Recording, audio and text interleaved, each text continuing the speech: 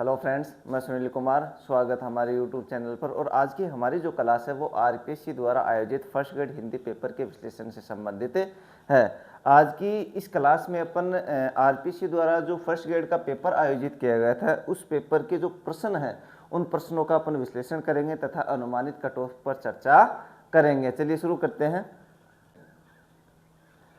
First grade Hindi paper solution, यानी कि जो हिंदी का पेपर हुआ था उसमें जो 150 प्रश्न आए थे उन प्रश्नों के अपन विस्तार से चर्चा करेंगे। पहला प्रश्न है श्रुति कटत्व काव्य दोष का उदाहरण है। तो देखिए, सबसे पहले श्रुति कटत्व दोष कहते किसे है? जो ऐसी ध्वनि जो कानों को सुनने में अप्रिय लगे या कठोर लगे, ऐसी ध्वनि को क्या कहते हैं? कठोर ध्वनि कहते हैं। और श्रुति कटत्व काव्य दोष में जो कठोर ध्वनियां उनका अधिक प्रयोग किया जाता है। तो ये जो चारों विकल्प है इनमें से ये जो है कब की इकटक डटी रही टटिया अंगुरिन टारी, कहने का मतलब है जहां ट वर्ग की आवर्ती होती है, ट वर्ग की आवर्ती होती है वहां श्रुति कटत्व दोष माना जाता है। तो विकल्प ऐसे ही रहेगा। इसका विश्लेषण भी देख लेते हैं। व्याख्या: श्रुति कटत्व दोष वहां होता है जहां कानों को चुभने वाले कठोर वर्णों, कानों को चुभने वाले कठोर वर्णों जैसे ट, ठ, ड, ढ का अत्यधिक प्रयोग हो, वहां कौन सा दोष माना जाता है? श्रुति कटत्व दोष माना जाता है। चलिए बढ़ते हैं अगले प्रश्न की ओर। अगला प्रश्न है शशि सो उज्ज्वल तीय वदन पल्लव सो मृदु पानी, इस पंक्ति में निम्नलिखित में से कौन सा अलंकार है? तो देखिए, जहां उपमेय के उपमान से तुलना की जाती है या फिर एक वस्तु की दूसरी वस्तु से तुलना की जाती है वहां उपमा अलंकार होता है। तो यहाँ शशि, शशि का मतलब होता है चंद्रमा। शशि सो उज्ज्वल तीय वदन, वदन का मतलब होता है मुख, वदन का मतलब क्या होता है? मुख। पल्लव सो मृदु पानी, इस पंक्ति में हमें अलंकार बताना, तो इसमें उपमा अलंकार होगा। उत्तर ब से ही रहेगा। इसका विश्लेषण देख लेते हैं। यहाँ सो वाचक शब्द का प्रयोग हुआ है और स्त्री के मुख की तुलना चंद्रमा से तथा हाथ की तुलना पल्लव अर्थात कोमल के पत्ते, कोमल पत्ते से की गई है। समानता दर्शाने के कारण यहाँ उपमा अलंकार होगा। तो उत्तर कौन से रहेगा? उत्तर ब से ही रहेगा। चलिए बढ़ते हैं अगले प्रश्न की ओर। रचना रचनाकार की दृष्टि से सुमेलित विकल्प नहीं है, यानी कि रचना और रचनाकार की दृष्टि से जो असुमेलित विकल्प है उसका हमें चयन करना है। तो यहाँ जो अनुराग बांसुरी है वो उस्मान की नहीं है, अनुराग बांसुरी है वो उस्मान की नहीं है। तो विकल्प कौन सा सही रहेगा? विकल्प ब सही रहेगा। जो अनुराग बांसुरी है उसके रचनाकार है नूर मोहम्मद। अनुराग बांसुरी के रचनाकार कौन है? नूर मोहम्मद। उस्मान नहीं है। उस्मान की प्रसिद्ध रचना कौन सी है? चित्रावली है। अतः विकल्प 2 असंगत है। तो बाकी 3 तो सुमेलित हैं, लेकिन ये जो विकल्प ब है वो असुमेलित है। असुमेलित का मतलब ये जो रचना है वो उस्मान जी की नहीं है। तो उत्तर ब से ही रहेगा। चलिए बढ़ते हैं अगले प्रश्न की ओर। निम्नलिखित में से गलत कथन का हमें चयन करना है। तो ओ और औ कंठ तालव्य स्वर है, ई और ई तालव्य स्वर है, रे मूर्धन्य स्वर है, सभी स्वर सघोष हैं। तो हमें गलत कथन का चयन करना है, गलत कथन का चयन करना है। तो कहने का मतलब है 3 विकल्प सही हैं और 1 विकल्प गलत है। तो यहाँ ये जो ओ और औ कंठ तालव्य स्वर है ये गलत है। ओ और औ कंठ तालव्य स्वर नहीं होते, बल्कि ये क्या होते हैं? उच्चारण स्थान के आधार पर कंठोष्ठ होते हैं। कंठोष्ठ का मतलब होता है कंठ प्लस ओष्ठ, ओष्ठ का मतलब होता है होठ, होता है कंठ तालव्य नहीं है। कंठ तालव्य स्वर कौन सा रह जाएगा? ए और आई। तो कहने का मतलब कौन सा उत्तर सही रहेगा? उत्तर ए सही रहेगा, अर्थात उत्तर 1 सही माना जाएगा। चलिए बढ़ते हैं अगले प्रश्न की ओर। निम्नलिखित में एक वचन से बहुवचन का सही विकल्प, यानी कि जो एक वचन से बहुवचन बन रहा है उस सही विकल्प का हमें चयन करना है। तो डिबिया, डिब्बे, क्यारी, क्यारी, विद्या, विद्याएं, गो, गोए, अनुत्तरित प्रश्न। तो यहाँ जो ये गो और गोए हैं ये एक वचन से बहुवचन जो शब्द है वो सही बने रहा है। तो उत्तर 4 सही माना जाएगा। तो देखिए व्याख्या भी देख लेते हैं। गो एक वचन का शुद्ध बहुवचन रूप गोए होता है। डिबिया का डिबिया, क्यारी का क्यारियो या क्यारिया और विद्या का विद्या शुद्ध रूप होता है। तो उत्तर कौन से सही रहेगा? उत्तर 4 से ही रहेगा, विकल्प 4 से ही रहेगा। चलिए बढ़ते हैं अगले प्रश्न की ओर। अगला प्रश्न है विजय तृष्णा का अनंत प्रभाव में होता है। अलक्षंद्र राज्य सत्ता सुव्यवस्था से बढ़े तो बढ़ सकती है, केवल विजयों से नहीं। चंद्रगुप्त नाटक में उक्त कथन किसने किससे कहा? तो उक्त कथन जो है वो दांडायन ने सिकंदर से कहा था। अब इसका विश्लेषण देख लेते हैं। जयशंकर प्रसाद के चंद्रगुप्त नाटक में यह दार्शनिक कथन तपस्वी दांडायन ने सिकंदर अर्थात अलेक्जेंडर से उसकी विश्व विजय की महत्वाकांक्षा के संदर्भ में कहा था। तो विकल्प ऐसे ही रहेगा। चलिए बढ़ते हैं अगले प्रश्न की ओर। अगला प्रश्न है, भारत भूमि क्या भुलाई जा सकती है? कदापि नहीं। अन्य देश मनुष्यों की जन्मभूमि है, यह भारत मानवता की जन्म। चंद्रगुप्त नाटक में भारतवर्ष के संदर्भ में यह विचार किसके हैं? तो यह विचार कार्नेलिया के हैं। कार्नेलिया जो थी वो चंद्रगुप्त का जो सेनापति था सेल्यूकस, उसकी पुत्री थी, उसका नाम क्या था? कार्नेलिया। तो विकल्प कौन सा सही रहेगा? विकल्प से ही रहेगा। इसका विश्लेषण देख लेते हैं। चंद्रगुप्त नाटक के प्रथम अंक में सिकंदर के सेनापति सेल्यूकस की पुत्री कार्नेलिया भारत के प्राकृतिक सौंदर्य और गौरव से अभिभूत होकर ये विचार व्यक्त करती है। इस जो भारत की गौरवमय गाथा है, इसमें 12वीं की क्लास में एक कविता भी चलती है कार्नेलिया का गीत। तो ये वहाँ इस भारत की व्याख्या का वर्णन भी किया गया है। तो इस प्रश्न के आधार पर जो विकल्प है वो विकल्प सही माना जाएगा। चलिए बढ़ते हैं अगले प्रश्न की ओर। अगला प्रश्न है, बालकांड के आधार पर रामचरित्र के, ये चरित्र के श्रोताओं का सही क्रम है। अर्थात बालकांड जो है, रामचरितमानस का जो बालकांड है, उसमें श्रोताओं का सही क्रम हमें बताना है। तो इसका सही क्रम है पार्वती, काक, भुसुंडी, भारद्वाज और याज्ञवल्क्य। तो उत्तर 1 से ही रहेगा। देख लेते हैं व्याख्या। रामचरितमानस के बालकांड में 4 घाटों संवादों की चर्चा की है। मुख्य श्रोताओं के क्रम में सबसे पहले शिवजी से पार्वती, फिर लोमस जी से काक, भुसुंडी और याज्ञवल्क्य जी से भारद्वाज संवाद का क्रम आता है। दिए गए नामों चारों अलग अलग संवादों के प्रमुख श्रोता हैं जिनका पारंपरिक क्रम विकल्प 1 के अनुसार बैठता है। तो कहने का मतलब विकल्प 1 से ही रहेगा। पहला जो है वो पार्वती का संवाद आता है, फिर काक भुसुंडी का, फिर भारद्वाज का, फिर याज्ञवल्क्य का। चलिए बढ़ते हैं अगले प्रश्न की ओर। अगला प्रश्न है, कहानी संग्रह तथा कहानीकार का मिलान करते हुए सही विकल्प का चयन हमें करना है। यानी कि जो कहानियां हैं उन कहानियों को हमें रचनाकारों से मिलान करना है और सही क्रम का हमें चयन करना है। तो 3 निगाहों की एक तस्वीर, फिर वसंत आया, मुखौटा, जहर ठहरा हुआ है। तो ये जो विकल्प 4 है, विकल्प 4 है, ये इनका सही क्रम है। अर्थात ये जो अ है इसके सामने ये, अर्थात 3 निगाहों की एक तस्वीर के जो लेखिका है वो कौन है? मनु भंडारी। उसके बाद में वसंत आया के कौन है? ए उषा प्रियवदा। फिर स में बी, अर्थात मुखौटा किसका है?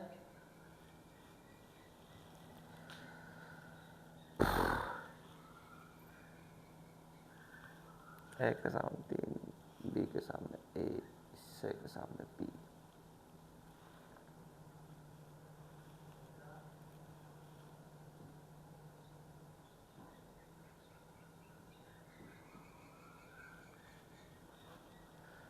अगला प्रश्न है, कहानी संग्रह तथा कहानीकार का मिलान करते हुए सही विकल्प का हमें चयन करना है। यानी कि रचना को रचनाकार से हमें मिलाना है। तो 3 निगाहों की एक तस्वीर, ये तो है मनु भंडारी की। फिर वसंत आया, ये है उषा प्रियवदा की। मुखौटा जो है वो है ममता कालिया की। जहर ठहरा हुआ ये किसके? चित्रा मृदुल की। तो देखिए विकल्प 4 सही रहेगा। चलिए बढ़ते हैं अगले प्रश्न की ओर।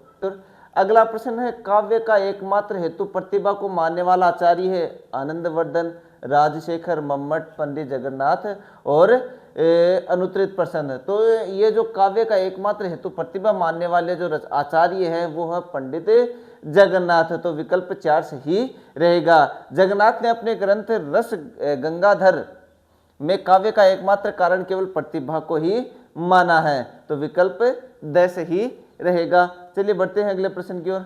अगला प्रश्न है, सुनी जननी सोह सुत बड़भागी, जो पितु मातु वचन अनुरागी, तनय मात पितु तोसन हारा, दुर्लभ जननी सकल संसारा। प्रस्तुत पंक्तियों में कौन सा छंद है? हमें छंद बताना है। तो इन पंक्तियों में जो छंद है वो चौपाई छंद है।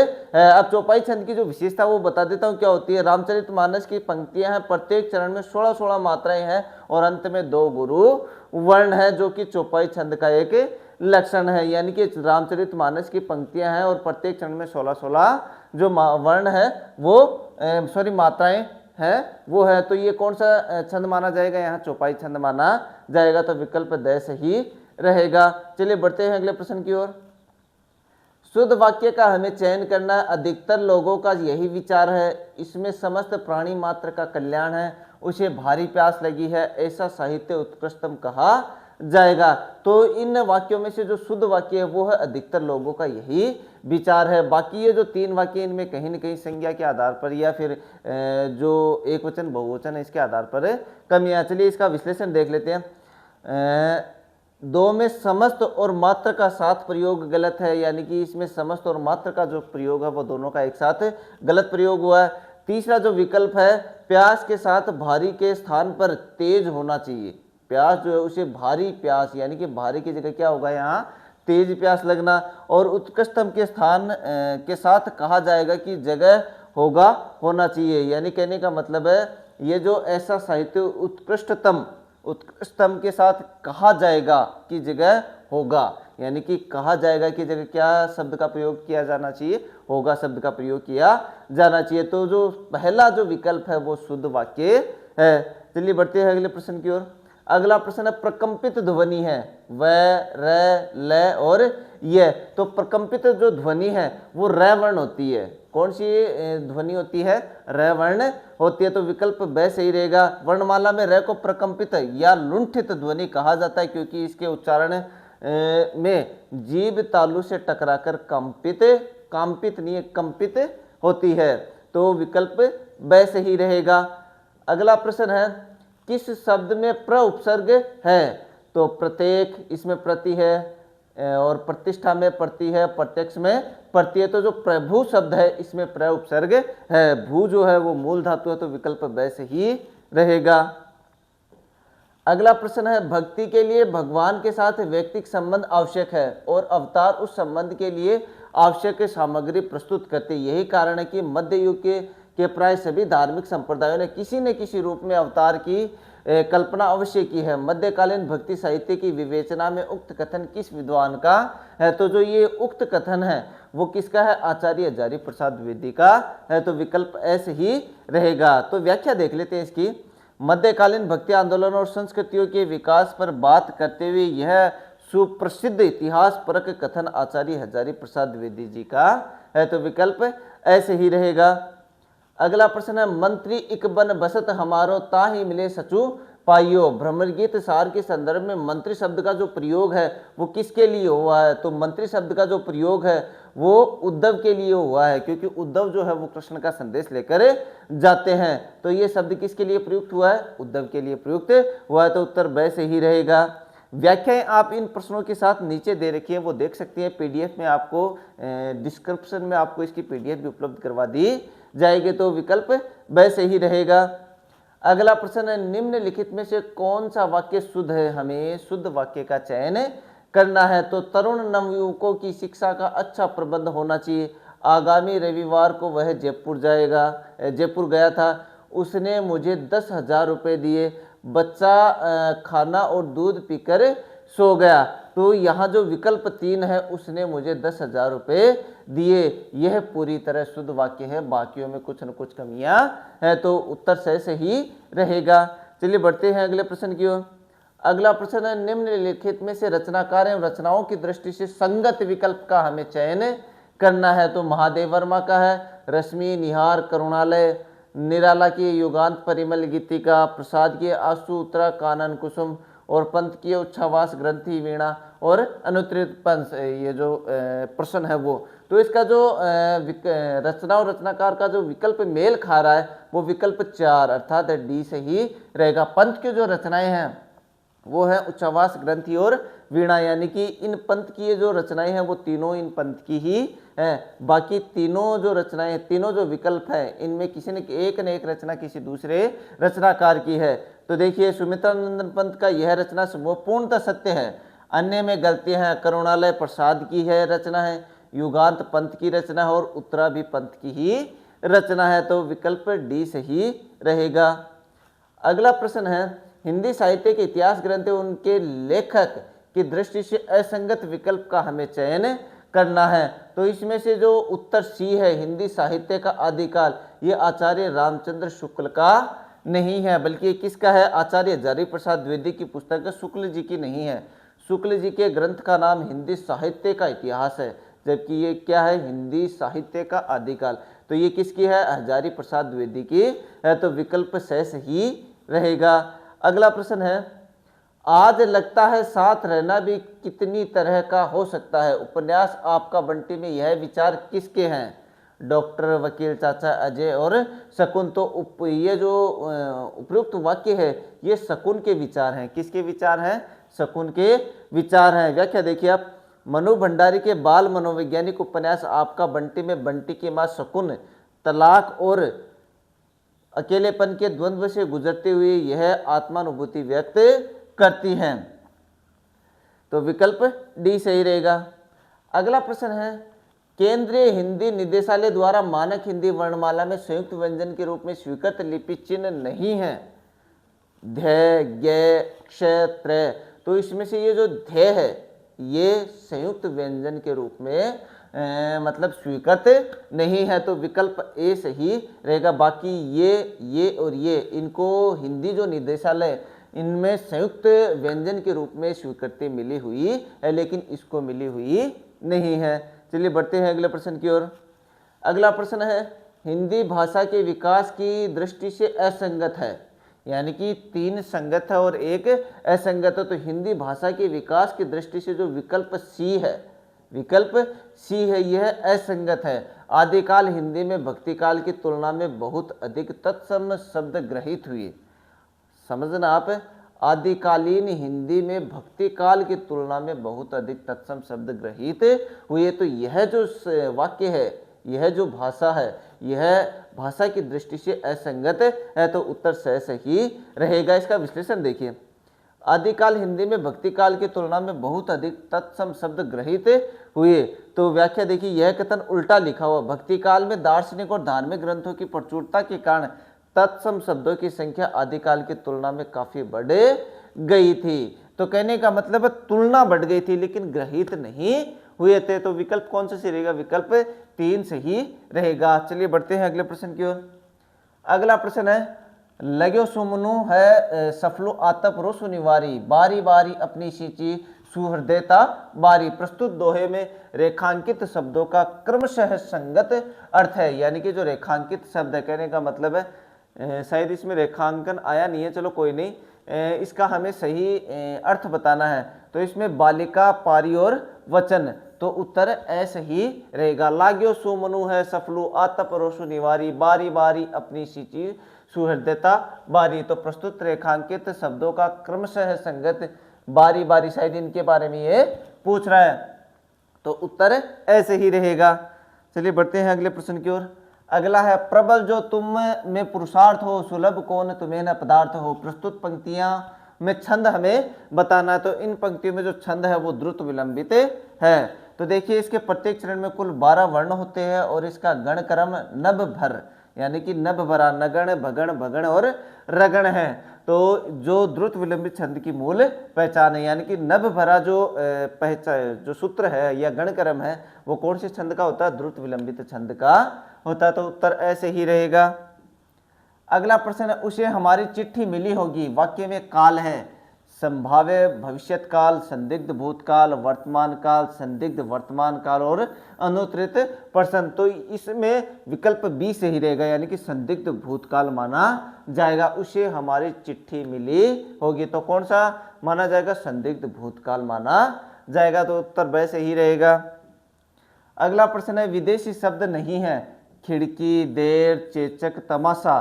तो इसमें जो खिड़की शब्द है वो देशज शब्द है, विदेशी शब्द नहीं है। तो उत्तर कौन सा सही रहेगा? उत्तर ऐसे ही रहेगा। अगला प्रश्न है, निम्नलिखित में से कौन से समूहों के सभी शब्द पुल्लिंग हैं? पीतल, भारत, चांदी, दही, उड़ान, अनाज, सरोज, नयन, गणित, सोना, कपूर, मणि और अनुत्तरित प्रश्न। तो इसमें सरोज, नयन और गणित जो शब्द है वो क्या है? पुल्लिंग शब्द हैं। बाकियों में कुछ एक स्त्रीलिंग शब्द है, इस वजह से इसमें विकल्प कौन सा सही रहेगा? विकल्प सही ही रहेगा। चलिए बढ़ते हैं अगले प्रश्न की ओर। अगला है डॉक्टर नगेंद्र के रीतिकाल के संबंध में कथनों प्रतिनिधि कवि रसिक ही थे, प्रेमी नहीं। खै इनकी सौंदर्य भावना विषयगत न होकर विषयगत थी की दृष्टि से सही क्रम हमें बताना है। तो इसका जो सही क्रम है वो विकल्प स सही माना जाएगा। उत्तर क और ख सही है। उत्तर क और ख सही है, यानी कि गलत सही, सही और गलत, तो क सही और क और ख दोनों सही है। यानी कि क जो कथन है प्रतिनिधि कवि रसिक ही थे, प्रेमी नहीं। दूसरा कथन है इनकी सौंदर्य भावना विषयगत न होकर विषयगत थे, तो दोनों ही सही माने जाएंगे। तो उत्तर सी सही रहेगा। चलिए बढ़ते हैं अगले प्रश्न की ओर। अगला प्रश्न है किस विकल्प में अधिकरण या कारक वाची पर का प्रयोग नहीं हुआ है। तो विकल्प जो बी है इसमें अधिकरण कारक वाची का प्रयोग नहीं हुआ है, तो वहां तो परनिंदा भी पर नहीं मार सकता। तो इसका विश्लेषण देखिए आप। विकल्प 2 में पर का अर्थ पक्षी के पंख से है, यह अधिकरण कारक की विभक्ति नहीं है, तो उत्तर बी सही रहेगा। अगला प्रश्न, आपने इस अनित्य शरीर का जो अल्प ही काल में नाश हो जाएगा इतना मोह किया। वाक्य में रेखांकित उपवाक्य जो अल्प ही काल में का प्रयोग है, संज्ञा उपवाक्य, कालवाचक क्रिया विशेषण उपवाक्य, विशेषण उपवाक्य, रीतिवाचक क्रिया विशेषण उपवाक्य और अनुत्तरित वचन। तो ये जो वाक्य है ये किस प्रकार का माना जाएगा, विशेषण उपवाक्य माना जाएगा। तो उत्तर सी सही रहेगा। अगला प्रश्न है, बच्चा पढ़कर सो गया। वाक्य में रेखांकित पढ़कर में क्रिया है पूर्वकालिक क्रिया, संयुक्त क्रिया, प्रेरणार्थक क्रिया, नाम धातु क्रिया और अनुत्तरित क्रिया, अनुत्तरित प्रश्न। तो इसमें पूर्वकालिक क्रिया है, जहाँ क्रिया के शब्द कर शब्द लग जाता है वहाँ पूर्वकालिक क्रिया मानी जाती है। तो बच्चा पढ़ना क्रिया हो गई, और कर तो पढ़ के साथ कर लग गया, तो कौन सी क्रिया होगी, पूर्वकालिक क्रिया होगी। चलिए बढ़ते हैं अगले प्रश्न की ओर। अगला प्रश्न है, रत्यादि स्थायी भावों को प्रकाशित करने वाले आश्रय की बाह्य चेष्टाएं कहलाती है आलंबन, उद्दीपन, व्यभिचारी, अनुभाव। तो इसमें जो अनुभाव शब्द है, यानी कि अनुभाव, यानी कहने का मतलब है रत्यादि स्थायी भाव को प्रकाशित करने वाली आश्रय की बाह्य चेष्टा, यानी कि शारीरिक जो चेष्टाएं हैं वो क्या कहलाती हैं, अनुभाव कहलाते। तो विकल्प डी से ही रहेगा। अगला प्रश्न है, द्विवेदी युगीन रचना जिसमें प्रबंध और मुक्तक दोनों का सौंदर्य विद्यमान है का नाम है। तो इसमें उद्धव शतक, उसका क्या नाम है, उद्धव शतक। तो विकल्प बी से ही रहेगा। अगला प्रश्न है, वाम पद असुर स्कंद पर रहा दक्षिण हरि पर, राम की शक्ति पूजा की इन पंक्तियों में किसका रूप वर्णित है, कुंभकर्ण, दुर्गा, रावण, हनुमान और अनुत्तरित प्रश्न। तो इसमें दुर्गा का जो रूप है उसका वर्णन किया गया है। तो उत्तर बी से ही रहेगा। अगला प्रश्न है, अर्धमागधी अपभ्रंश से विकसित हिंदी बोलियों का समूह है पूर्वी हिंदी, बिहारी, पश्चिमी हिंदी, राजस्थानी और अनुत्तरित प्रश्न।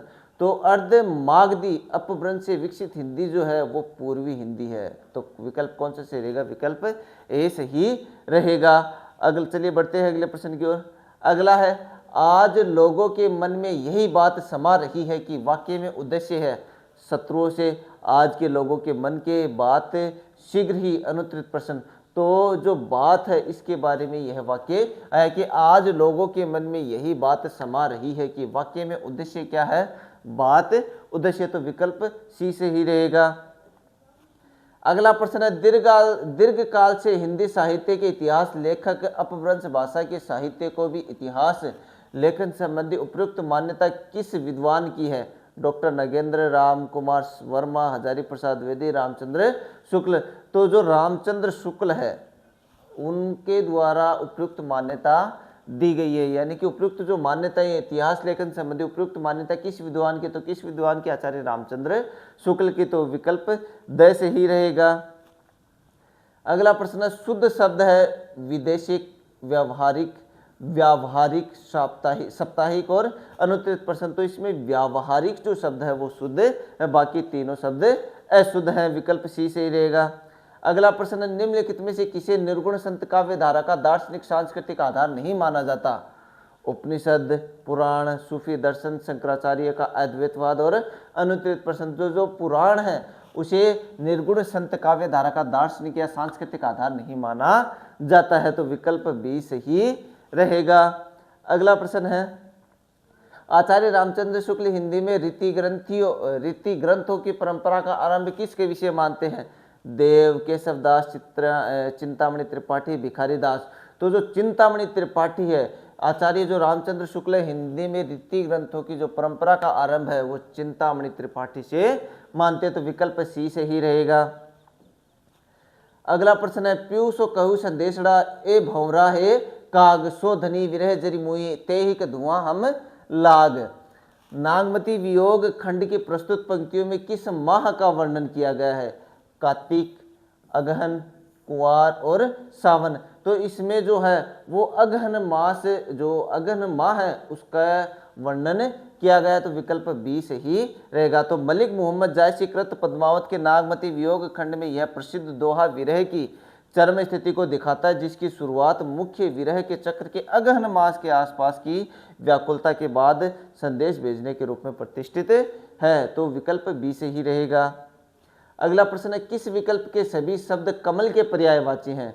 सरोज, पद्म, कोरक, अरविंद, मुकुल, अम्बुद, जलज, जलजात, गुचा और पुंडरीक, नलिन, राजीव। अनुत्तरित प्रश्न, तो विकल्प 4 है, पुंडरीक, नलिन और राजीव। ये सारे किसके पर्यायवाची? कमल के पर्यायवाची हैं। तो देखिए, शुद्ध पर्यायवाची कोरक और मुकुल का अर्थ कली होता है, अम्बुद का अर्थ बादल होता है। चलिए बढ़ते हैं अगले प्रश्न की ओर। अगला है, किस विकल्प में स्त्रीलिंग शब्द नहीं है? कृत्य, क्षण, प्रहार, प्रार्थना, दुश्मन, आज्ञा, चंद्र, घोषणा और अनुत्तरित प्रश्न। तो इसमें जो कृत्य और क्षण है, कृत्य और क्षण है, दोनों ही शब्द जो है वो पुल्लिंग है, जैसे अच्छा कृत्य, एक क्षण। अन्य विकल्पों में प्रार्थना, आज्ञा, घोषणा स्त्रीलिंग शब्द है। कहने का मतलब है इस शब्द, ये जो शब्द है वो पुल्लिंग है, बाकियों में कोई न कोई एक एक पुल्लिंग शब्द है, तो विकल्प 1 से ही रहेगा। अगला प्रश्न है, किस विकल्प में सभी शब्द योग्य के क्रिया विशेषण है? प्रेम पूर्वक, इसलिए, दिन भर, दूर, पहले, ठीक और रात तक, अचानक और अनुत्तरित प्रश्न। तो ये जो विकल्प 1 है, प्रेम पूर्वक और इसलिए, इस विकल्प में सभी शब्द क्या है? योग्य के क्रिया विशेषण के हैं, तो विकल्प 1 से ही रहेगा। अगला प्रश्न है, यह कहानी अर्थमूलक यथार्थ के कई जटिल आयामों को एक साथ उद्घाटित करती है। ये सारे आयाम आपस में तने हुए लक्षित होते हैं। कफन कहानी के संदर्भ में यह कथन किसका है? तो यह जो कथन है वो किसका है? कमलेश्वर का है। तो देखिए व्याख्या, प्रेमचंद की अंतिम और महान कहानी कफन की समीक्षा करते हुए यह सुप्रसिद्ध कथन कहानीकार और आलोचक कमलेश्वर का है, तो विकल्प 1 से ही रहेगा। अगला प्रश्न है, वाक्यांश के लिए एक शब्द की दृष्टि से कौन सा विकल्प गलत है? जिसे करना कठिन हो, दुर्बोध, किए गए उपकार को मानने वाला कृतज्ञ, जहां पहुंचना कठिन हो, दुर्गम, जहां पहुंचा न जा सके, अगम्य। तो इसमें ये जो विकल्प 1 है वो क्या है? गलत है। जिसे करना कठिन हो उसे दुर्बोध नहीं कहा जाता, बल्कि उसे क्या कहा जाता? दुष्कर कहा जाता है, तो विकल्प 1 से ही रहेगा।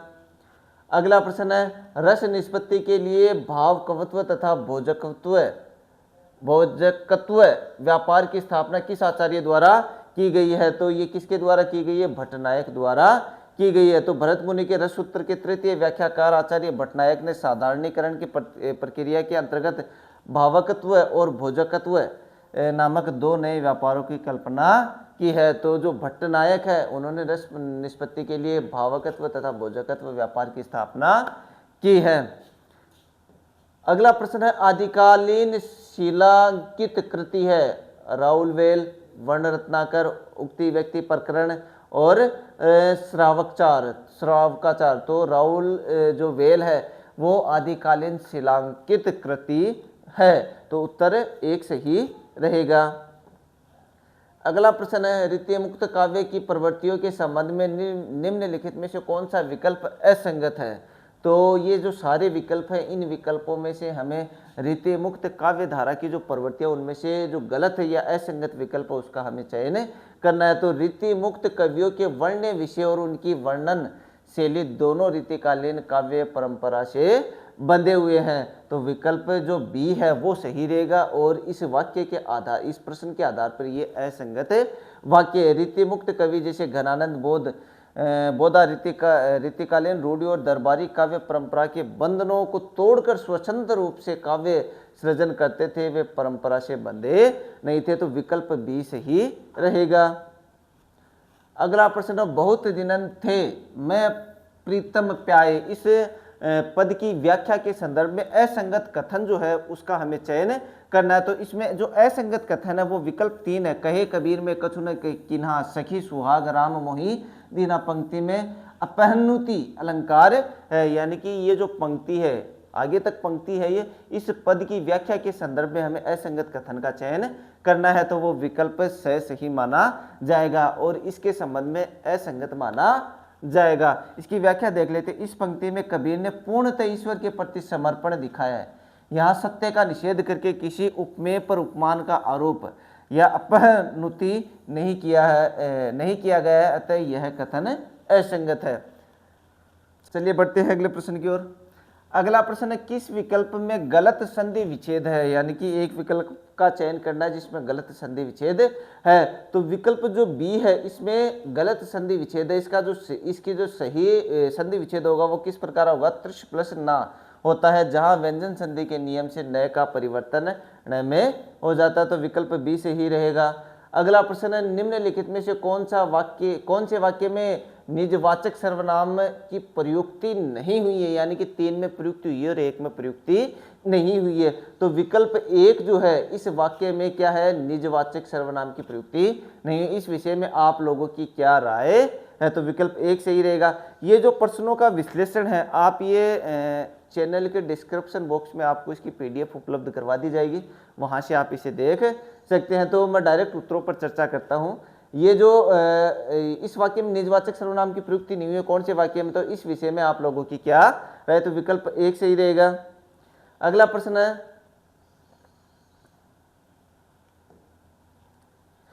माफ कीजिए प्रश्न यही आ गया। काव्य लक्षण एवं लक्षण कार की दृष्टि से निम्नलिखित में से कौन सा विकल्प सुमेलित है? यानी कि जो सुमेलित विकल्प उसका हमें चयन करना है। तो रमणीयार्थ प्रतिपादक शब्द काव्यम जगन्नाथ, ये सुमेलित है। तो विकल्प सी सही रहेगा। अगला प्रश्न है, एक विशेष काव्य आंदोलन जिसका जन्म हिंदी के काव्य क्षेत्र में तार सप्तक के प्रकाशन के साथ माना जाता है, वह है नई कविता, प्रयोगवाद, प्रगतिवाद और छायावाद। तो जो प्रयोगवाद है वो तार सप्तक के प्रकाशन के साथ इसका जन्म माना जाता है। तो उत्तर बी सही रहेगा।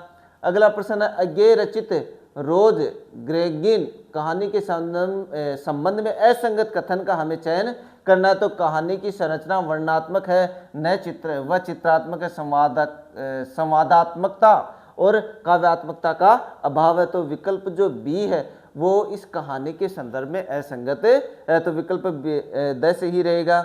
अगला प्रश्न है, करके मीन मेघ सब और हम राज्य लिए मरते, साकेत की उपयुक्त पंक्तियों में वे से संकेतित है। यानी कि वे जो शब्द आया या वर्ण आया वो किसके लिए आया वो हमें बताना। तो वो वे शब्द आया है वो किसके लिए आया? किसान के लिए आया। तो विकल्प 1 सही रहेगा। अगला प्रश्न, जोरी पानी प्रभु किन प्रणामों विपिन अकेली फिरहु के ही हेतु, राम का यह कथन किसके प्रति है? तो राम का यह जो कथन है वो सती के प्रति है। रामचरितमानस के बालकांड में जब सती माता सीता का रूप धरकर श्री राम की परीक्षा लेने वन में जाती है, तब प्रभु राम उन्हें पहचान कर हाथ जोड़कर प्रणाम करते हैं और पूछते हैं कि आप वन में अकेली क्यों घूम रही है? तो ये किसका विकल्प कौन सा सही रहेगा? विकल्प 3 सही रहेगा। अगला प्रश्न है, त्रासदी के संबंध में असत्य कथन का हमें चयन करना है। तो जो असत्य कथन है वो कौन सा? त्रासदी कार्य व्यापार का वर्णन मात्र होती है, प्रस्तुति नहीं, यह असत्य कथन है। तो विकल्प स से ही रहेगा। अगला प्रश्न है, तत्सम शब्द सूत, छाया, छेद और चंपा। तो जो छाया शब्द है वो क्या है? तत्सम शब्द है। अगला प्रश्न है, दमड़ी की बुढ़िया टका सिर मुंडाई, लोकोक्ति का निकटतम अर्थ हमें बताना। तो जितने का माल हो उससे ज्यादा उस पर व्यय हो जाना, इस लोकोक्ति का अर्थ है। तो विकल्प 1 से ही रहेगा। अगला प्रश्न है, महाकाव्य की उदात्तता और नाटक की गति, ये दोनों मिलकर इस लंबी कविता को एक अपूर्व रूप प्रदान करते हैं। राम की शक्ति पूजा के संदर्भ में यह कथन किस विद्वान आलोचक का है? तो यह जो कथन है वो राम स्वरूप चतुर्वेदी का है। तो निराला की राम की शक्ति पूजा भाषा और शिल्पगत संरचना पर यह महत्वपूर्ण टिप्पणी है प्रसिद्ध भाषाविद और आलोचक डॉक्टर राम स्वरूप चतुर्वेदी की है। तो विकल्प बी सही रहेगा। अगला प्रश्न है, अजो तो ना ही रहो श्रुति सेवत इक रंग प्रस्तुत दोहे की व्याख्या के संदर्भ में असंगत विकल्प का हमें चयन करना है। तो बेसरी का लक्ष्यार्थ महाधम प्राणी है। तो उत्तर जो विकल्प है वो असंगत है। कहने का मतलब है असंगत विकल्प का हमें चयन करना। तो विकल्प जो एक है वो इस प्रस्तुत दोहे के संदर्भ में असंगत है। अगला प्रश्न है, निबंध संग्रह और उसके रचनाकार की दृष्टि से असंगत विकल्प है। तो जो विकल्प 4 माटी का फूल महादेव वर्मा की रचना नहीं है बल्कि किसके रामवृक्ष बेनीपुरी का रेखाचित्र या निबंधात्मक संकलन है। तो विकल्प 4 सही होगा। यानी कि जो रचना है वो माटी का फूल किसकी है? रामवृक्ष बेनीपुरी की है।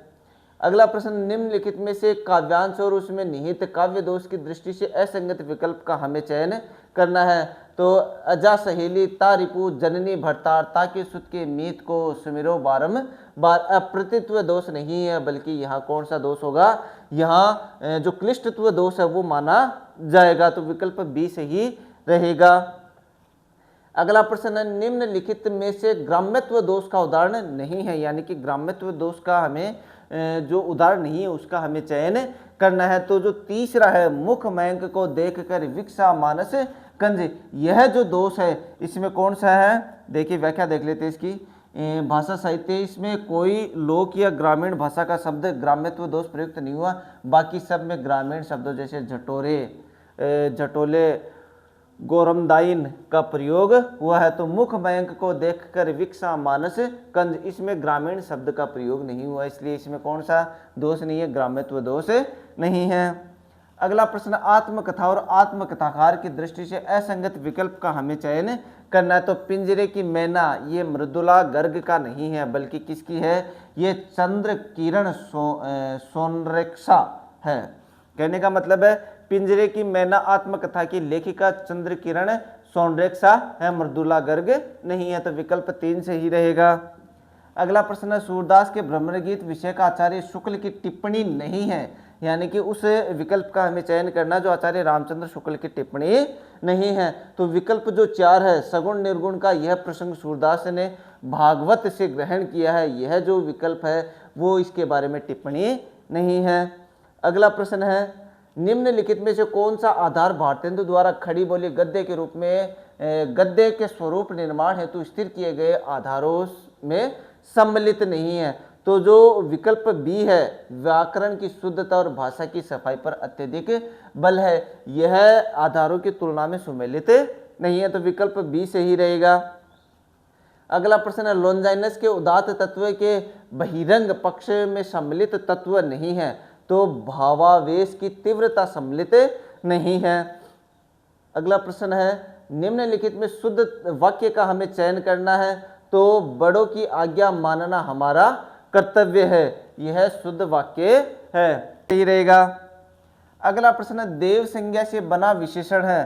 तो देव संज्ञा से बना जो विशेषण शब्द है वो देविक है। तो देखिए देव संज्ञा पद में एक प्रत्यय लगाने से देविक विशेषण शब्द बनता है, जैसे देविक शक्ति, देवत्व भाववाचक संज्ञा है। तो विकल्प 3 से ही रहेगा।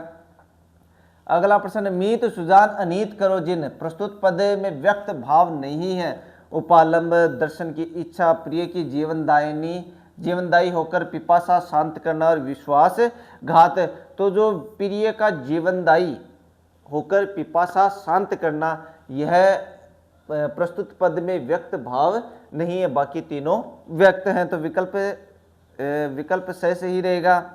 अगला प्रश्न है, कोयल भई पुकारती रही महिरी पुकारे ले दई हृदय पेठी बिरह कटनंसा। उपयुक्त पंक्तियों में कटनंसा शब्द का अर्थ है। तो कटनंसा शब्द का अर्थ है कठ फोड़ुआ। कटनंसा शब्द का अर्थ क्या है? कठ फोड़ुआ। तो विकल्प ऐसे ही। अगला प्रश्न, इन शब्दों को पढ़िए। पार्षद, पारिजात, पार्थक्य और पार्श्वनाथ। शब्दकोश में इन शब्दों का क्रम हमें बताना। तो इन शब्दों का जो क्रम है वो होगा इस प्रकार, यानी कि पहले ब आएगा, फिर आएगा, फिर द आएगा, फिर स आएगा। वर्णानुक्रम के अनुसार विश्लेषण है। कहने का मतलब है जो विकल्प एक है, कहने का मतलब है ब, ए, द और स, ये शब्दकोश के अनुसार इनका क्रम रहेगा। तो विकल्प एक सही होगा। अगला प्रश्न, आचार्य विश्वनाथ के अनुसार रस के स्वरूप के संबंध में असंगत विकल्प है। तो इसके संबंध में असंगत विकल्प है वो रसानंद ही वास्तविक ब्रह्मानंद है। अगला प्रश्न है, माधुर्य गुण के संबंध में असंगत कथन है। तो माधुर्य गुण के संबंध में एक असंगत कथन कौन सा है? इसमें सरल, सुबोध तथा श्रवण मात्र से ही शीघ्र अर्थबोध कराने वाले शब्द प्रयुक्त होते हैं, जिससे चित्त का विस्तार होता है और मन में आवेग उमड़ता है। अगला प्रश्न है, अशुद्ध शब्द नहीं है। ज्योत्सना, शाप, जलोजली, याज्ञवल्क्य और अनुत्तरित प्रश्न। तो इसमें जो शाप है वो अशुद्ध शब्द नहीं है, बाकी सारे अशुद्ध है। अगला प्रश्न है, किस विकल्प के सभी शब्दकोश क्रमानुसार लिखे गए हैं? यानी कि हमें उस विकल्प का चयन करना जो शब्दकोश है उसके अनुसार क्रम से लिखे गए हैं। तो कवि, चित्रकार, ज्ञानी और ज्योतिषी, ये जो शब्द हैं ये सारे शब्दकोश के क्रमानुसार लिखे गए हैं। अगला प्रश्न है, हंस छोड़ आए कहाँ मुक्ताओं का देश है। यहाँ वंदिनी के लिए लाए क्या संदेश? पद में मुक्ताओं का संदेश, मुक्ताओं का देश का व्यंजित अर्थ नहीं है। साकेत नगरी, स्वाधीन जनों का देश, मुक्त आत्माओं का देश और मानसरोवर। तो साकेत नगरी जो है वो इसके लिए प्रयुक्त नहीं हुआ है। तो विकल्प एक सही रहेगा। अगला प्रश्न है, वक्रोक्ति सिद्धांत के विषय में असंगत कथन का हमें चयन करना है। तो प्रकरण वक्रता के अंतर्गत कुंतक ने अलंकारों का विधान किया। तो विकल्प बी सही रहेगा। अभिधामूला ध्वनि के संदर्भ में असंगत कथन का हमें चयन करना। तो इसका एक भेद अर्थांतर संक्रमित वाच्य ध्वनि है। तो ये जो वाक्य है वो इस अभिधामूला ध्वनि के संदर्भ में असंगत है। तो विकल्प बी सही रहेगा। भारतेंदु युग की प्रवृत्तियों के विषय में असंगत विकल्प का हमें चयन करना है। तो विकल्प बी है। परंपरागत रीति निरूपण पद्धति के प्रति भारतेंदु युग के सभी कवियों का मोह बना रहा तथा सभी कवियों ने रीति निरूपण किया। तो विकल्प बी सही रहेगा जो इसके संबंध में असंगत है। अगला प्रश्न है, कविता संग्रह एवं कवि सुमेलित हमें करने हैं। तो अपनी केवल धार, सच सुने कई दिन हुए, दुनिया रोज बनती है और लेकिन उदास है पृथ्वी। तो विकल्प बी जो है, यानी कि फर्स्ट के सामने है अपनी केवल धार किसकी? अरुणा कमल की। फिर सेकंड में सच सुने कई दिन ये बद्रीनारायण की। दुनिया रोज बनती है, ये क्या है? रोज बनती है, ये आलोक धनवा की है। और ये जो चार है लेकिन उदास है पृथ्वी, ये किसकी है? मदन कश्यप की। तो विकल्प जो दो है वो सही माना जाएगा। चलिए बढ़ते हैं अगले प्रश्न की ओर। अगला प्रश्न है, रोगी को बड़ी घबराहट हो रही थी। वाक्य में रेखांकित पद घबराहट है विशेषण क्रिया और संज्ञा। तो यह जो घबराहट शब्द है वो है संज्ञा। घबराहट शब्द एक भाववाचक संज्ञा जो घबराना क्रिया में आहट प्रत्यय जोड़ने से बनती है। तो विकल्प चार सही रहेगा। इंदौर पहले एक गांव था। अर्थ की दृष्टि से वाक्य का प्रकार संदेह सूचक, निषेधवाचक, विधानवाचक और संकेत वाचक। तो विकल्प तीन विधानवाचक होगा। जिस वाक्य में किसी बात या कार्य के होने की सामान्य सूचना किसी वस्तु की स्थिति का बोध होता है उसे विधानवाचक या विधानतात्मक वाक्य कहते हैं। तो विकल्प सही ही रहेगा। अगला है, चंद्रगुप्त नाटक के पात्रों के संदर्भ में सही विकल्प है। यानी कि चंद्रगुप्त जो नाटक है उसके जो पात्र हैं उनके संबंध में जो सही विकल्प है उसका हमें चयन करना है। तो सुवासिनी सक्टार की कन्या है, सुवासिनी सक्टार की कन्या, ये सही विकल्प है। अगला प्रश्न है, जब तक मर्द जीता है लोग बेयर को मर्द की बहू कहकर पुकारते, जब मर्द मर जाता है तो लोग उसे की अम्मा कहकर पुकारते हैं। गदल कहानी में उपयुक्त कथन किसका है? तो उपयुक्त कथन किसका है? गदल का। व्याख्या, रंगे राघव की कालजयी कहानी गदल में अपनी धुन की पक्की और विद्रोही स्वभाव की मुख्य पात्रा गदल समाज और पारिवारिक संबंधों की नियति पर यह बेबाक टिप्पणी करती है। तो किसका कथन है? ये गदल का ही कथन है। अगला प्रश्न है हीन भय जल मीन अधीन, इस छंद की व्याख्या के संदर्भ में असंगत कथन हमें चयन करना। तो असंगत कथन है मीन और विरह की व्याकुलता पूर्णतः सदृश्य है और दोनों ही वियोग में निराश होकर कायरों की भांति प्राण त्याग देते। तो विकल्प वैसे ही रहेगा। अगला प्रश्न है किस विकल्प के सभी विद्वान पृथ्वीराज रासो को सर्वथा अप्रमाणिक रचना मानते हैं, यानी कि हमें उस विकल्प का चयन करना है जिसमें सारे जो विद्वान हैं वो पृथ्वीराज रासो को अप्रमाणिक ग्रंथ मानते हैं। तो इसमें डॉक्टर बुलर, गौरीशंकर हीरा चंद ओझा और मुंशी देवी प्रसाद ये जो रचनाकार हैं या ये जो आलोचक है वो पृथ्वीराज रासो को अप्रमाणिक रचना मानते। तो विकल्प सही रहेगा। अगला प्रश्न है खड़ी बोली गद्य के प्रारंभिक 4 उन्नायकों में शामिल नहीं है, शतल मिश्रा, लाला, भगवान दीन, इंशाल्लाह, लल्लू लाल और अनुत्तरित प्रश्न। तो इसमें लाला भगवान दीन सम्मिलित नहीं है, तो उत्तर ब सही रहेगा। अगला प्रश्न है किस विकल्प के सभी शब्द तत्सम हैं, यानी कि हमें उस विकल्प का चयन करना है जिसमें सारे शब्द तत्सम है। तो इसमें पाषाण, पर्ण और स्तंभ ये तीनों शब्द ही क्या है, तत्सम है। तो विकल्प द सही रहेगा। अधिकार खोकर बैठ रहना यह महादुष्कर्म है, न्यायार्थ अपने बंधु को भी दंड देना धर्म। प्रस्तुत पंक्तियां किस छंद की हैं, यानी कि इन पंक्तियों में हमें छंद बताना। तो उपयुक्त पंक्तियों में हरिगीति का छंद, तो विकल्प अ सही रहेगा।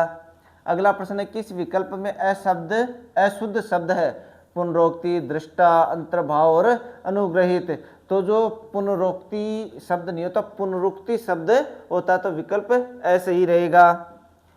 निम्नलिखित में से तीसरा सप्तक के कवि नहीं है, केदारनाथ सिंह, विजय देव नारायण शाही, रघुवीर सहाय, कुंवर नारायण और अनुत्तरित प्रश्न। तो जो रघुवीर सहाय हैं वो तीसरा सप्तक के कवि नहीं है, बल्कि कौन से सप्तक के हैं, वो दूसरा सप्तक के कवि हैं। तो विकल्प सही रहेगा। अगला प्रश्न है साधारणीकरण के संबंध में असंगत कथन का हमें चयन करना है। तो साधारणीकरण का जो सिद्धांत है इसके संबंध में हमें जो गलत कथन है उसका हमें चयन करना है। तो जो अभिनव गुप्त के अनुसार भाव का साधारणीकरण सामूहिक क्रिया नहीं है, वह कला के क्षेत्र में व्यक्तिगत क्रिया, यह जो कथन है वो असंगत है। तो विकल्प ब सही रहेगा। अगला प्रश्न है संविधान के राजभाषा विषय के प्रावधानों की दृष्टि से अंतर्गत असंगत विकल्प है। तो इसमें हमें असंगत विकल्प का चयन करना है। तो अनुच्छेद 351A तथा B में मातृभाषा के माध्यम से शिक्षा तथा भाषिक अल्पसंख्यकों के हितों की रक्षा के लिए व्यवस्था की गई है। तो यह जो कथन है वो असंगत है। अब इसका विश्लेषण देखते हैं। प्राथमिक स्तर पर मातृभाषा में शिक्षा की सुविधा का प्रावधान अनुच्छेद 350 के या 350A में है, अनुच्छेद 351 में नहीं। 351 में केवल हिंदी के विकास के निर्देश आता है। विकल्प 1 जो है वो असंगत है।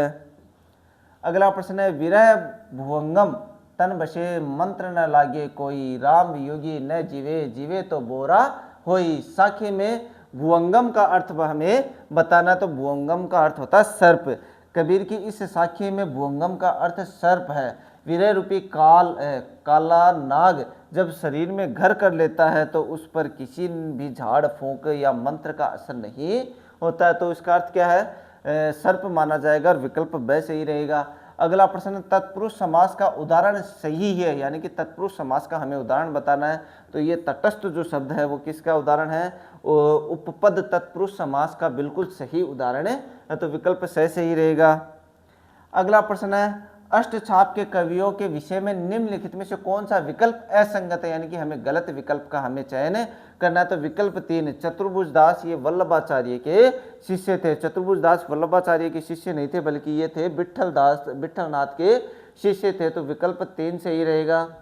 अगला प्रश्न है बूचर के अनुसार अरस्तु की अनुकरण संबंधी मान्यता के संबंध में असंगत विकल्प का हमें चयन करना है। तो कलाकृति मूल वस्तु का पुनरुत्पादन है। तो विकल्प जो दो है वो उत्तर 2 सही माना जाएगा, लेकिन ये इस वाक्य की दृष्टि से असंगत विकल्प है।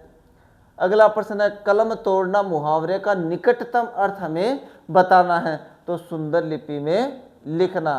कलम तोड़ना जो मुहावरा, इसका सही अर्थ क्या होगा, निकटतम अर्थ होगा कलम तोड़ना का सुंदर लिपि में लिखना। मुहावरे का प्रयोग बहुत ही सुंदर, प्रभावशाली या बेजोड़ लेखन करने के अर्थ में प्रयुक्त हुआ। तो विकल्प ब सही रहेगा। अगला प्रश्न है बन बितान रवि शशि दियो, फल भक सलील प्रवाह, अवनी सेज पंखा पवन, अब न कछु प्रवाह। प्रस्तुत पद में रस है शांत, हास्य, करुण और श्रृंगार। तो प्रस्तुत पद में जो रस है वो शांत रस है, तो विकल्प ऐसे ही रहेगा। अगला प्रश्न है, किस विकल्प के सभी शब्द तद्भव है, यानी कि हमें उस विकल्प का चयन करना है जिसमें सारे शब्द तद्भव है। तो जो अद्रक और अचरज शब्द जो वाला विकल्प है, इसमें सारे शब्द क्या है, तद्भव। बाकियों में एक या दोनों शब्द क्या है, तत्सम या देशज या विदेशी हो सकते हैं, लेकिन इसमें जो दोनों शब्द हैं वो किस प्रकार के, तद्भव है। तो विकल्प 4 सही रहेगा। अगला प्रश्न है, हिंदी की आदिकालीन साहित्य प्रवृत्तियों के विषय में निम्नलिखित में से कौन सा विकल्प मूलतः गलत है, यानी कि हमें गलत कथन का चयन करना है। किसके संबंध में, आदिकालीन साहित्य प्रवृत्तियों के विषय में हमें गलत कथन का चयन करना है। तो ये जो पहला विकल्प है ये आदिकालीन साहित्य प्रवृत्तियों के विषय में गलत कथन है। क्या है, आदिकालीन हिंदी साहित्य में कोमल भावों की अभिव्यंजना डिंगल शैली में की गई है, तो यही कथन गलत है। आचार्य रामचंद्र शुक्ल का बिहारी विषयक मत नहीं है, यानी कि 3 जो विकल्प है वो तो बिहारी विषयक मत हैं, लेकिन एक जो है वो बिहारी विषयक मत नहीं है। तो वो कौन सा है, बिहारी में भावों का बहुत उत्कृष्ट और उदात्त स्वरूप मिलता है, तो विकल्प सही रहेगा। अगला प्रश्न है, यात्रा वृत्तांत लेखन के विषय में असंगत है, यानी कि यात्रा वृत्तांत जो लेखन होता है उसके विषय में असंगत कथन का हमें चयन करना है। तो यात्री अपने साहित्य में संवेदनशील होकर भी निरपेक्ष नहीं रहता, यह जो कथन है वो असंगत है, तो विकल्प सही रहेगा। अगला प्रश्न है, यह काया है या शेष उसी की छाया, क्षण भर उनकी कुछ नहीं समझ में आया। पंक्तियों में निहित अलंकार हमें बताना, तो प्रस्तुत पंक्तियों में संदेह अलंकार है। कौन सा अलंकार होगा, संदेह अलंकार। जहां उपमेय में उपमान का अनिश्चय बना रहे या अथवा जैसे शब्दों से दुविधा प्रकट हो, यह शरीर है या उसकी छाया, वहां संदेह अलंकार होता है, तो विकल्प सही रहेगा। अगला प्रश्न है, यदि मन लगाकर काम करोगे तो सफलता प्राप्त करोगे। उक्त वाक्य का प्रकार हमें बताना है। मिश्र वाक्य, साधारण वाक्य, सरल वाक्य, संयुक्त वाक्य, अनुत्तरित प्रश्न। तो इसमें मिश्रित वाक्य है। इस वाक्य में एक मुख्य उपवाक्य है और दूसरा उस पर आश्रित उपवाक्य है जो यदि तो से जुड़ा हुआ है, तो विकल्प 1 सही रहेगा, अर्थात मिश्रित वाक्य होगा। अगला प्रश्न है, किस विकल्प के सभी शब्द शुद्ध हैं। निश्चल, ब्रह्मा, मध्याह, अतिथि, उल्लंघन, ईर्षा, स्वावलंबन, जीवा और अनुत्तरित प्रश्न। तो मध्याह्न और अतिथि जो शब्द है वो शुद्ध है, बाकी तीनों में एक शब्द या दो शब्द अशुद्ध है, तो विकल्प वैसे ही रहेगा। अगला प्रश्न, डॉक्टर ग्रियर्सन के अनुसार राजस्थानी की बोलियों में सम्मिलित नहीं है, तो उनके अनुसार सम्मिलित नहीं है अहिरवाटी, बाकी तीनों जो बोलियां हैं वो राजस्थानी की बोलियों में सम्मिलित हैं। अगला प्रश्न है, पुरस्कार का भी केंद्र बिंदु प्रेम का द्वंद्व ही है, जो उगता तो है बाहरी परिवेश के बीच किंतु धीरे धीरे अपने ही भीतर से ही विकसित होने लगता है। पुरस्कार कहानी पर यह टिप्पणी किसकी है, तो यह जो टिप्पणी है वो राजेंद्र यादव की है, तो विकल्प वैसे ही रहेगा। अगला प्रश्न, उत्तम काव्य की रचना धर्म, अर्थ, काम और मोक्ष के रूप चारों पुरुषार्थों को तथा समस्त कलाओं में निपुणता को और प्रीति, आनंद तथा कीर्ति को उत्पन्न करती है। काव्य प्रयोजन के संबंध में यह मान्यता किसकी है, तो यह जो मान्यता है वो भामह की है। किसकी मान्यता है, भामह की, तो विकल्प 4 से ही रहेगा। अगला प्रश्न है, मनमुटाव करना अर्थ के लिए सर्वाधिक उपयुक्त मुहावरा गांठ करना, गांठ कतरना, गांठ उकड़ना और गांठ बांधना। तो जो विकल्प 1 है गांठ करना, यह मनमुटाव करना अर्थ के लिए सर्वाधिक उपयुक्त मुहावरा है, तो विकल्प 1 से ही रहेगा। पतंग शब्द का अर्थ नहीं है सलभ, धनुष, चिड़िया, सूर्य और अनुत्तरित प्रश्न। तो जो धनुष शब्द है वो पतंग शब्द के लिए प्रयुक्त नहीं है, तो उत्तर वैसे ही रहेगा। अगला प्रश्न है, साधारण वाक्य का उदाहरण नहीं है, यानी कि 4 विकल्पों में से एक जो विकल्प है वो साधारण वाक्य का उदाहरण नहीं है, बाकी तीनों साधारण वाक्य के उदाहरण है। तो जो तीसरा है, नौकर ने कहा कि मैं जिस दुकान में गया था उसमें दवा नहीं मिली, यह जो विकल्प है वो साधारण वाक्य का नहीं है, तो विकल्प सही रहेगा। अगला प्रश्न है तद्भव शब्द है पथिक, पंथी, पदक और पद्य। तो जो पंथी शब्द है वो क्या है, तद्भव शब्द नहीं है, बाकी तीनों तद्भव, और ये कैसा है, तत्सम शब्द है। अगला प्रश्न है जैन साहित्य के संबंध में असंगत कथन है। तो जैन जो साहित्य उसके संबंध में हमें असंगत कथन का चयन करना है। तो आचार शैली के जैन काव्यों में उपनिषदात्मक के स्थान पर घटनाओं को प्रधानता दी गई है। तो यह जो चौथा विकल्प है वो असंगत है। अगला प्रश्न निम्नलिखित में से हिंदी साहित्य के काल विभाजन का प्रयास सर्वप्रथम किस विद्वान ने किया। तो हिंदी साहित्य के काल विभाजन का जो सर्वप्रथम प्रयास है वो किया था जॉर्ज ग्रियर्सन ने। तो विकल्प 4 सही होगा। अगला प्रश्न रीति निरूपण और रीति कवि के आधार पर असंगत विकल्प का हमें चयन करना है। तो छंद निरूपक ये किसका है, तोष। तो ये क्या है, असंगत बल्कि क्या है, व्याख्या कवि तोष मुख्य रूप से रस निरूपक कवि हैं। उनकी रचना सुधा निधि रस और भाव से संबंधित छंद निरूपण के लिए सुखदेव मिश्रा भिखारीदास प्रसिद्ध है। विकल्प 2 असंगत है, तो विकल्प ब सही रहेगा। अगला प्रश्न निम्नलिखित में से जयशंकर प्रसाद के नाटकों की विशेषता नहीं है, यानी कि जयशंकर प्रसाद के जो नाटक है उनकी विशेषता नहीं है, उसका हमें चयन करना है। तो उनके नाटकों में भी दर्शन है, लेकिन उनकी दार्शनिकता, उनके नाटकीय कलात्मकता में विघ्न उपस्थित नहीं करते। तो विकल्प ब सही रहेगा। अगला प्रश्न है प्रयत्न के आधार पर लय व्यंजन है नासिक, लुंठित, पार्श्विक और उक्षिप्त। तो इसमें विकल्प जो 3 है पार्श्विक वो सही माना जाएगा। तो लय व्यंजन कैसा है, पार्श्विक व्यंजन है। तो देखिए लय के उच्चारण में हवा जीभ के दोनों बगल पार्श्व से निकल जाती है, इसलिए इसे पार्श्विक व्यंजन कहा जाता था। विकल्प सही रहेगा। अगला प्रश्न है हवा में उड़ा देना मुहावरे का अर्थ है होश ठिकाने न रहना, कोई ध्यान न देना, बुरी दशा आना, किसी विचार का प्रचार होना। तो कोई ध्यान न देना, हवा में उड़ा देना, कोई ध्यान न देना, विकल्प ब सही रहेगा। अगला प्रश्न है निम्नलिखित में से कौन सा विकल्प शब्द शक्तियों के संबंध में असंगत नहीं है, यानी कि हमें उस विकल्प का चयन करना जो असंगत नहीं है, संगत नहीं है, उसका हमें चयन करना है। तो जो विकल्प 1 है जहां पर मुख्य अर्थ की बाधा होने पर सादृश्य संबंधों के द्वारा उसे ग्रहण किया जाए वहां पर शुद्धा प्रयोजनवती लक्षणा होती है, यह जो वाक्य है ये संगत नहीं है, बाकी तीनों संगत है। तो विकल्प ऐसे ही रहेगा। कच समेट कर भुज उल्टी, जूरो बांध निहारी, रेखांकित अंश जूरो बांध निहारी में शब्द शक्ति निहित है, लक्षण लक्षणा, रूढ़ि लक्षणा, उपादान लक्षणा और अभिधा। तो उपयुक्त वाक्य में कौन सी शब्द शक्ति मानी जाएगी, अभिधा शब्द शक्ति मानी जाएगी। तो विकल्प 4 सही होगा।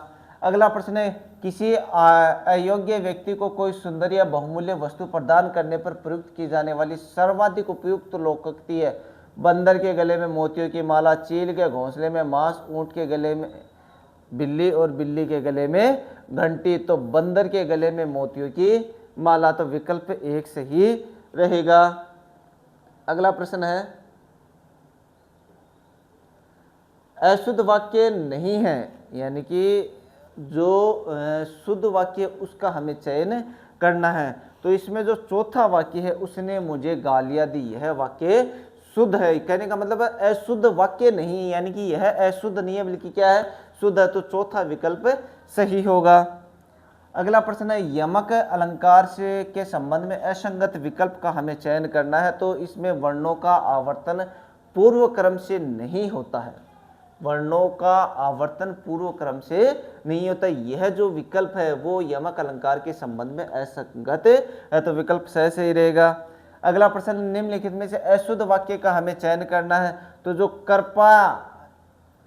कृपा मेरी सौभाग्यवती कन्या के विवाह में पधारी, यह वाक्य अशुद्ध है, क्योंकि इसके सही व्याख्या कैसे होगी, विवाह से पूर्व कन्या के लिए सौभाग्यकांक्षिणी या आयुष्मती शब्द का प्रयोग किया जाता है, सौभाग्यवती सुहागिन का नहीं, अतः विकल्प जो 2 है वो अशुद्ध है।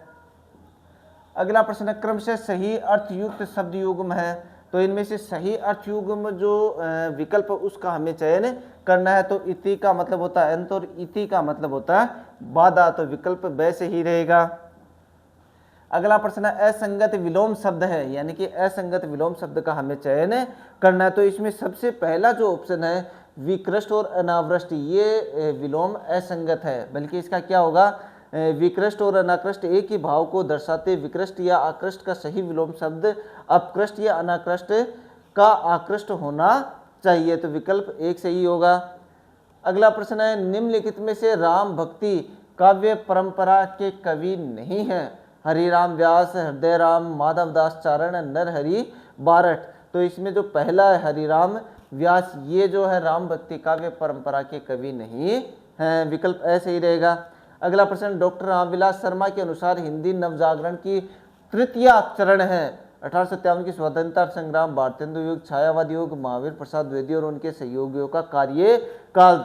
तो जो तीसरा है छायावादी युग, इसको रामविलास शर्मा ने हिंदी नवजागरण का तृतीय चरण माना है। रामविलास शर्मा ने अपने इतिहास मूल्यांकन में नवजागरण के विकास क्रम में पहले चरण के बाद छायावाद युग को हिंदी नवजागरण के तीसरे महत्वपूर्ण उभार के रूप में व्याख्यायित किया है। तो विकल्प सही रहेगा। अगला प्रश्न है कृदंत का उदाहरण हमें बताना, सर्वथा, जटिल, हर्षित और स्वप्न। तो कृदंत का जो उदाहरण है वो क्या है, हर्षित है। हर्ष मूल क्रिया या धातु के रूप में प्रभाव या जन्य रूप है, या मुख्य रूप से क्रिया धातु के साथ प्रत्यय योग से बनने वाले शब्दों को कृदंत कहते हैं। यहाँ हर्षित कृदंत रूप को पुष्ट करता है। तो विकल्प कौन सा सही रहेगा, विकल्प सही रहेगा। अगला प्रश्न निम्न में से किस पंक्ति में दुष्कर्मत्व दोष है, यानी कि हमें उस विकल्प का चयन करना है जिसमें दुष्कर्मत्व दोष प्रयुक्त हुआ है।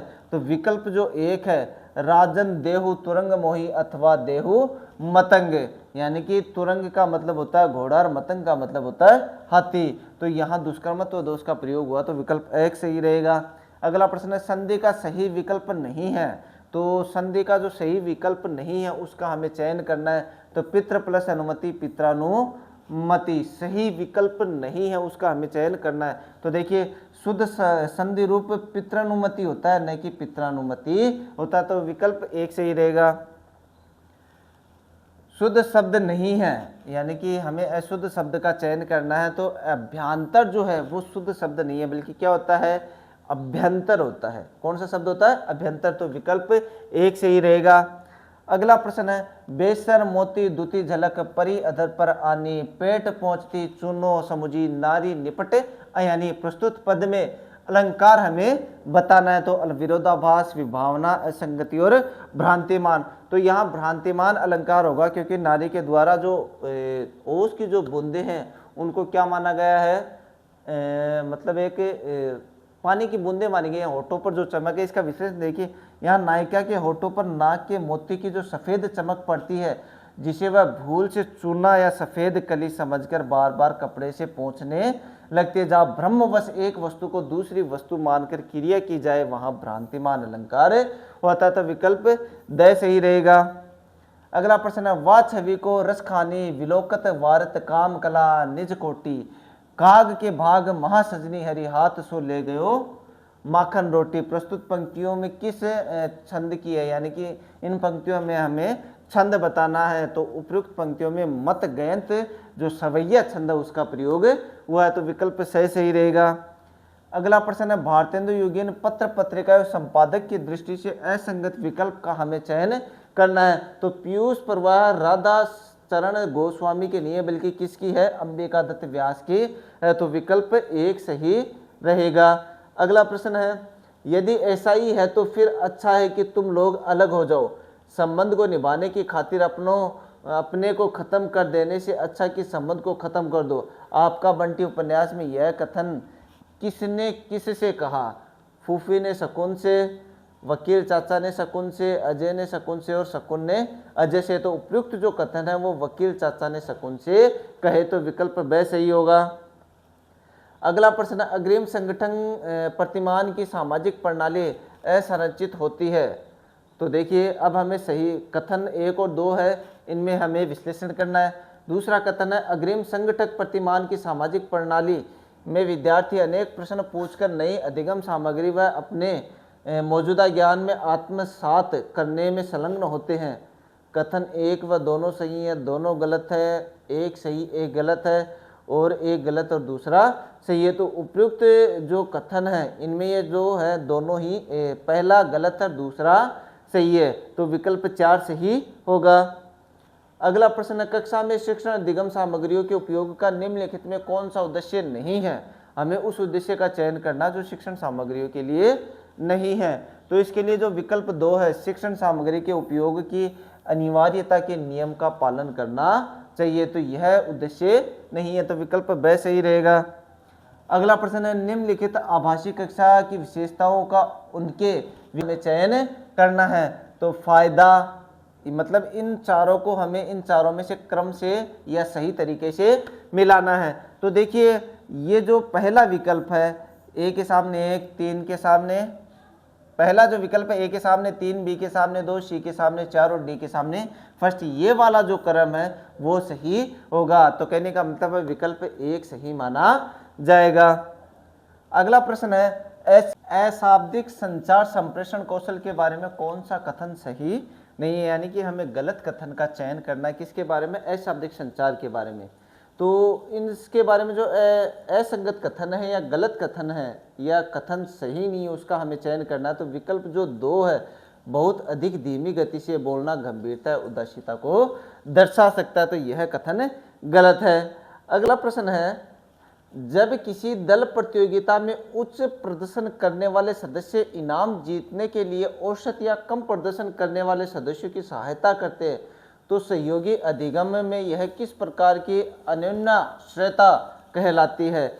ये जो मतलब कहने का मतलब है, जब उच्च प्रदर्शन करने वाले सदस्य इनाम जीतने के लिए औसत या कम प्रदर्शन करने वाले सदस्यों की सहायता करते हैं, तो इसे क्या कहा जाता है? तो इसे पुरस्कार या अन्योन्याश्रयता कहा जाता है, अर्थात विकल्प ब सही रहेगा। अगला प्रश्न है, निम्नलिखित कॉलम ए में आईसीटी सॉफ्टवेयर का मिलान उनके उपयोग कॉलम ब के साथ करना है, तो इसमें जो विकल्प ब है वो सही रहेगा। यानी कि ए के सामने 2, बी के सामने 3, सी के सामने 1 और डी के सामने 4। तो डिस्कॉम जो प्रकाशन है वो तो क्या होगा? हैंड आउट, न्यूज लेटर और फ्लायर बनाना। और जो विकल्प ब है यानी कि विद्यार्थी निगरानी, इसके सामने क्या होगा? वास्तविक समय और भविष्य में विद्यार्थी की प्रगति को देखना। और सी के सामने एक ड्रिल और प्रैक्टिस, विद्यार्थियों के मौजूदा कौशल को मजबूत करना। और डी के सामने डी, तो शिक्षकों को स्वयं अनुदेशात्मक सॉफ्टवेयर बनाने में मदद करना। तो विकल्प जो बी है वो सही रहेगा। अगला प्रश्न है, निम्नलिखित में कौन सा एक विषय विशिष्ट फ्री और ओपन सोर्स सॉफ्टवेयर नहीं है जिसका उपयोग शिक्षण अगम प्रक्रिया के साथ साथ विषय वस्तु विकास के लिए भी किया जा सकता है? तो जो भुवन है वो एक विषय वस्तु के साथ साथ इसका प्रयोग जो है वो विशिष्ट फ्री और ओपन सोर्स सॉफ्टवेयर नहीं है जिसका उपयोग शिक्षण अगम प्रक्रिया के साथ साथ विषय वस्तु विकास के लिए भी किया जा सकता है। वो क्या है? भुवन है, विकल्प ब सही रहेगा। अगला प्रश्न है, तकनीकी एकीकरण के संदर्भ में निम्नलिखित में कौन सी डिजिटल लर्निंग आधारित पूरक श्रेणीबद्ध पठन श्रृंखला है जिसे बच्चों को प्रारंभिक वर्षों के दौरान एक शिक्षण शास्त्रीय उपकरण के रूप में पठन कौशल विकसित करने में सक्षम बनाने के उद्देश्य से तैयार किया गया है? तो इसके लिए क्या है? बरखा, यानी कि विकल्प स सही रहेगा। अगला प्रश्न है, इनमें से कौन सा सॉफ्टवेयर शिक्षकों को गणना करके अंक तालिका तैयार करने में मदद करता है? तो इसके लिए कौन सा होगा? MS एक्सेल, यानी कि ये गणना करके मतलब शिक्षकों को अंक तालिका तैयार करने में मदद करता है। यह है लास्ट प्रश्न, परीक्षा प्रशिक्षण प्रतिमान की कौन सी अवस्था परिकल्पना परीक्षण से संबंधित है? तो यह प्रयोग द्वारा सही रहेगा, प्रयोग द्वारा पद्धतों को संकलित करना। तो ये था आरपीएससी द्वारा आयोजित हिंदी का फर्स्ट ग्रेड का पेपर जिसकी सॉल्यूशन अपन ने किया है। अब करते हैं चर्चा इसके कट ऑफ की, यानी कि कट ऑफ कितनी रह सकती है। पेपर जो है वो मध्यम से कठिन के स्तर का था, कहने का मतलब है पेपर इतना इजी भी नहीं था तो इतना हार्ड भी नहीं था। जिन बच्चों ने अच्छी तरीके से तैयारी की है उन बच्चों का चयन इस परीक्षा में निश्चित है। तो चलिए चर्चा करते हैं कट ऑफ की। तो देखिए ये जीके का पेपर हो गया, ये हिंदी का पेपर हो गया।